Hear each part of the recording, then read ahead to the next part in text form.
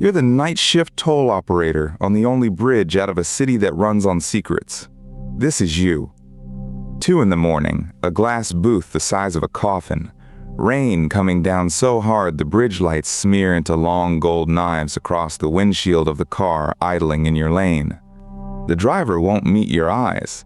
There's something under the tarp in his trunk that's worth more than your house, and you both know it. Your hand hovers over 2 buttons, the green one that lifts the gate, and the red one that calls the cops parked 200 yards back. Welcome to the Chokepoint.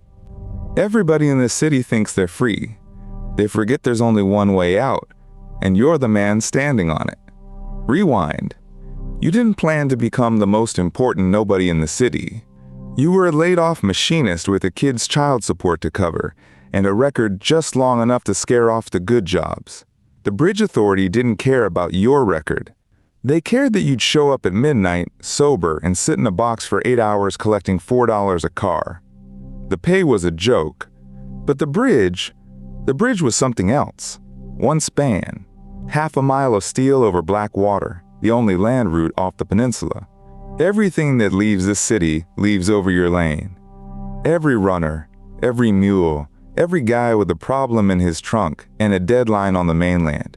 You learn the rules fast. Rule 1. At 2 a.m., the only people crossing are people who can't cross in daylight. Rule 2. Every one of them is praying you're asleep or bored or blind. Rule 3. The one that rewired your whole brain. A gate is just a question, and you're the one who decides the answer. Stage 1. First month, a regular starts coming through. Same beat-up sedan, same nervous sweat, same 2:15 a.m. He overpays, hands you a $20 for a $4 toll, and doesn't wait for change. You're not stupid. That $20 isn't a tip. It's a down payment on you not looking too hard at his back seat.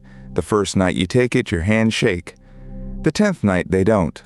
And here's the thing you finally understand. Sitting there with a wet $20 drying on the heater, you've been selling the wrong product. The toll authority sells passage.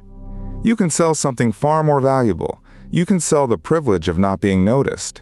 That's a whole different price tag. The lesson settles in your chest cold and clean. Everybody pays the toll, but only the desperate pay the man. Stage 2. One smuggler tipping you is pocket money. You want a system, so you start reading your lane like a poker table. You learn the tells. The too clean car at the wrong hour. The air freshener fighting a smell. The guy who slows down before he even sees your face because he's deciding whether tonight's the night he gets pinched. And you make him an offer. Never out loud. Never on camera. You start leaving the gate up a half second early for the ones who tip. And you let it stutter and stick for the ones who don't. Just long enough to make them sweat under the cameras while you fix it. You're not threatening anybody. You're just demonstrating, real polite, that the gate has moods, and you're the only one who knows how to cure them. Word travels in the world, it crosses at 2 a.m. Soon, every runner on the peninsula knows there's a lane, a guy, a rate. You've turned a glass coffin into a toll booth inside the toll booth. And the lesson tastes like rain and rust. Control the bottleneck and you don't chase the money. The money comes to you in single file. Stage 3. Then a problem. A new shift supervisor. Eager, clipboard. The kind of guy who thinks rules are for everyone, including the night crew. He starts pulling the camera logs, noticing your lane runs slow, asking why your cash drawer is light when your car count is high. He's 3 audits away from ending you. So you don't fight him. You flood him. You quietly tip off the cops on a low-value mule, a nobody hauling knockoff sneakers, and you make sure the bust happens on the supervisor's watch, in the supervisor's data. Suddenly he's a hero. Suddenly he's getting commended, getting promoted off the night shift, and into a daytime office where he'll never smell your lane again. You didn't bury the man who threatened you. You promoted him out of your life and made him grateful for it. And you write the rule on the inside of your skull. The cleanest way to remove an obstacle is to make it think it won. Stage 4. Now you go from toll taker to gatekeeper of the whole crossing, because you've realized the real asset was never the cash. It's the knowledge. You know who crosses, when, how often, how scared. You know the schedules of every crew in the city without ever leaving your booth, because they all funnel through you. So you start selling that, not to the cops. The cops are a one-time sale and they burn their sources. You sell it sideways. A crew wants to know if their rival is making a run tonight. You saw the car. For a fee, you remember it. For a bigger fee, you forget to lift the gate for it and let it sit in your lane long enough for the wrong people to catch up. You become the switchboard of the underworld, the operator who connects every call by deciding who moves and who stalls. And the lesson hums like the high-tension wires overhead. Information isn't power. Being the only one who has it is. Stage 5. You get ambitious. A second bridge breaks ground across the bay. Competition. A future where your Chokepoint isn't the only one. That would end you. So you do the unthinkable. You make the bridge itself your weapon. You start leaking those windows. You tell the right crews exactly when a lane will close, when traffic will snarl, when the cameras go down for a reboot. You turn the bridge's own bureaucracy into a smuggling timetable, and you're the only man who can read it. The half-finished second bridge sits there for years, mysteriously over budget, mysteriously delayed, because the contractors keep hitting problems, and problems in this city have a way of being arranged. You don't own the bridge, you own its weather and you sell forecasts. The lesson lands heavy as a gate dropping. When you can't beat a threat, learn to schedule it. Stage 6. Now you're untouchable in your little kingdom, so you expand the throne. You get your own people hired. A cousin on the day shift, a buddy at the far booth, a girlfriend in the authorities' records office who can make a camera file go corrupt with one keystroke.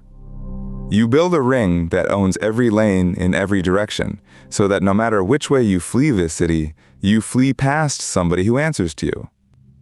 The bridge has become a toll gate on reality itself, and you set the rate. And the last rule goes into the notebook in your head. Don't guard the door. Own everyone standing at it.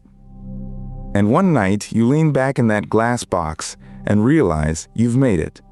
This is the peak. There is not a single thing of value that leaves this city without your blessing.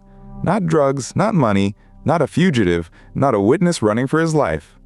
Politicians who never shake your hand depend on you to keep their problems flowing out and their secrets bottled up. You're the $4 man who quietly became the most powerful toll in the country, and the beautiful part, the part that makes you laugh into your coffee, is that on paper you're nothing. A municipal employee. A guy in a vest. You learn the truth nobody on the throne ever does.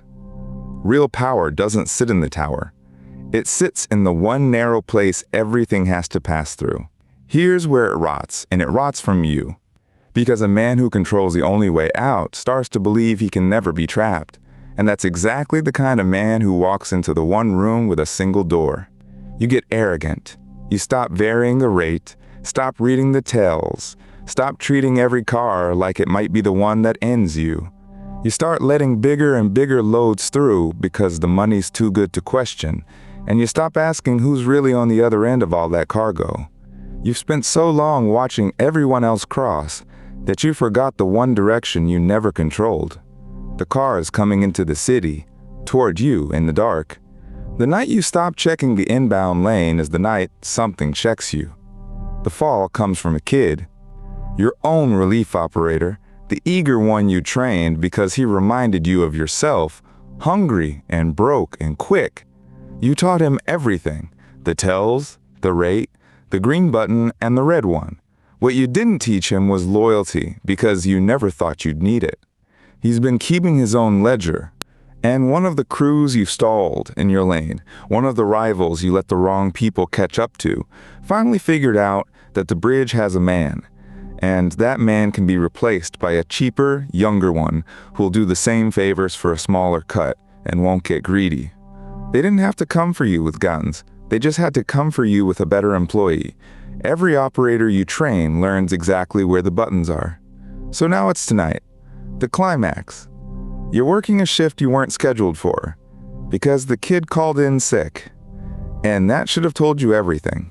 A black SUV rolls into your lane and stops, and it doesn't overpay, and the driver finally does meet your eyes, and his eyes are flat and patient as the river. Behind you, in your blind spot, you hear a second car ease across the closed lane, the one that's supposed to be down for maintenance, the one whose schedule you taught the kid to read. You're boxed. The gate is up. For the first time in years, you're the car in the lane, and somebody else's hand is on the buttons. Two choices, and the river doesn't care which. Door 1. You lift the gate, you let the SUV through, you go back to taking favors for a smaller cut. Alive and demoted, a king reduced to a doorman in his own castle, knowing the kid is upstairs in the records office right now, learning to do everything you do for half the price. You live. You just stop being the toll and start being one more car they wave through. Door 2. You hit the red button, the one you've never once pressed in all these years. The one that calls in every cop, every camera, every record. The nuclear option that ends the cruise and the kid and the whole clean operation in a single blaze of flashing lights, and takes you down with it, because there is no version of that confession where you walk away free. You burn the bridge with everyone on it, including you, the gate or the alarm, the smaller cut or the scorched earth. The SUV's brake lights glow red as your one untouched button, and the driver's window is sliding down, slow, like a gate lifting for the last car of the night. You make the call. That's a wrap for today. I'll be dropping more stories like this soon. Hit that subscribe button so you don't miss the next one.